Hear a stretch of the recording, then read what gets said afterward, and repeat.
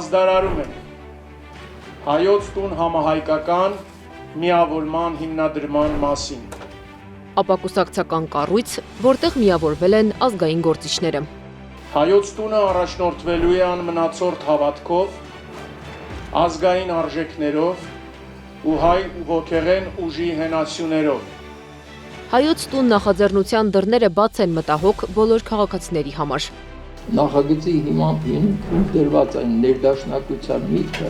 որը այսօր իմ կարծիքով եւ այդ մասին վկայում են բազմաթիվ սոցիոլոգիական նաեւ հետազոտություններ, մեր հասարակությունը շատ է պարակտված։ Այն մասնատված է, անջատված է եւ որոշակի ինչ-որ ատելության մթնոլորտ եմ ես նկատում, մարդիկ իրար նկատմամբ շատ չարացել են։ Այս պարակտումը բնական է թուլացնում է հասարակությունը։ Նախաձեռնությունը ստեղծվել է հասարակությանը բժշկելու, կարծում է բժիշկ Արմեն Չարչյանը։ Ախտորոշումը բաժանված լինելն է, բուժումը համախմբվելը, որի հետևանքով հնարավոր կլինի առողջ բջիջներով վերակենդանացնել նաև հայամետ հասարակությանը։ Ինչ նպատակներ ունենք մենք, ըստ իս, դա պետական եւ ազգային շահերի,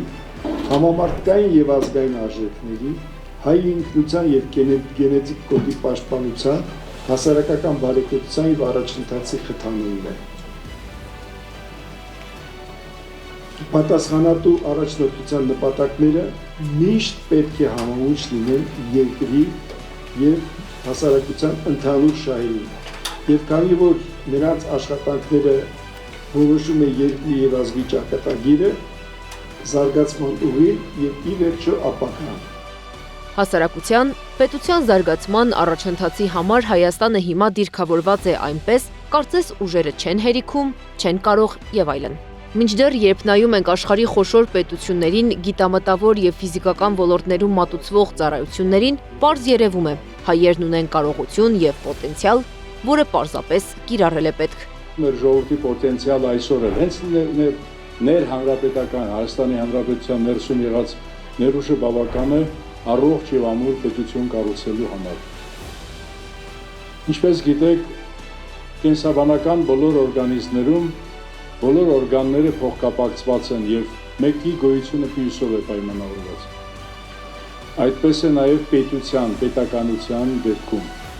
Պետության ներսում կարևոր ու երկրորդական կառույցներ չկան։ Եթե անգամ մեկը թերանում է, տուժում են բոլորը, հավասարապես նշում է Անդրանիկ Հակոբյանը։ Նախաձեռնող խմբի հրավերով միջոցառմանը մասնակցել է նաև Արցախի թեմի առաջնորդ Վրդանես եպիսկոպոս Աբրահամյանը։ Նա ամենայն հայոց կաթողիկոսի մաղթանքն ու օրհնությունն է փոխանցել նախաձեռնությանը։